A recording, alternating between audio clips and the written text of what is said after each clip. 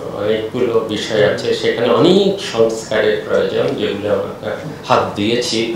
কিন্তু আমার বলতেই হবে যে সেখানে শিক্ষার এই সমস্যাগুলো এত আশু সমস্যা ছিল, এবং যেহেতু এটা প্রত্যেকটা পরিবারকে প্রভাব বিস্তার করে নেতিবাচক।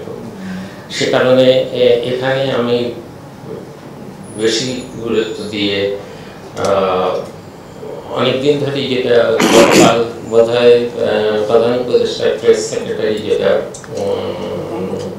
বলেছিলেন, যে আমি বেশ অনেকদিন ধরেই বলছিলাম যে এই দুই বড় মন্ত্রণালয়ের দায়িত্ব পুরোপুরিভাবে পালন করা খুবই কঠিন। এই জন্যই শেষ পর্যন্ত প্রফেসর আবরারের মতো একটা যোগ্য মানুষকে খুঁজে পাওয়া গেছে শেষ পর্যন্ত, এবং আমি এখন অনেকটা ভারমুক্ত যে তাকে এখানে দিতে পেরেছি, এবং পরিকল্পনা কমিশনে আমি এখন আমার পূর্ণ মনোযোগ দিতে পারবো। তবে এটা মানে এই না যে এখানে আমি আসবো না, কারণ এতক্ষণ যেগুলো বললাম এই সবগুলোই তো এখনো সমস্যাগুলো কিছুটা সমাধান হয়েছে, বাকিগুলো এগুলো চালিয়ে নিতে যাওয়া একটা বড় চ্যালেঞ্জ। আমার এই পুরো সমস্যাগুলো বুঝতেই তো পয়লা 2 মাস চলে গেছে। বই ছাপাতে কেন এত দেরি হলো? বই ছাপাতে গেলে যে কত কিছু লাগে, এটা শুধু প্রেস, ছাপাখানা আর আমাদের মন্ত্রণালয়ের বিষয় না।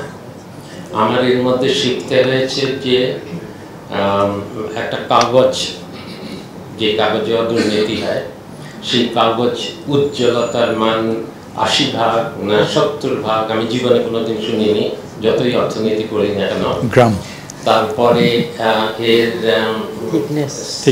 স্থিতিশীলতা বা কত সহজে ছেড়ে যাবে, যেমন পত্রিকার নিউজ প্রিন্ট ছেড়ে যায়, আর এটা কত টেকসই হবে সেটারও একটা মেজার আছে।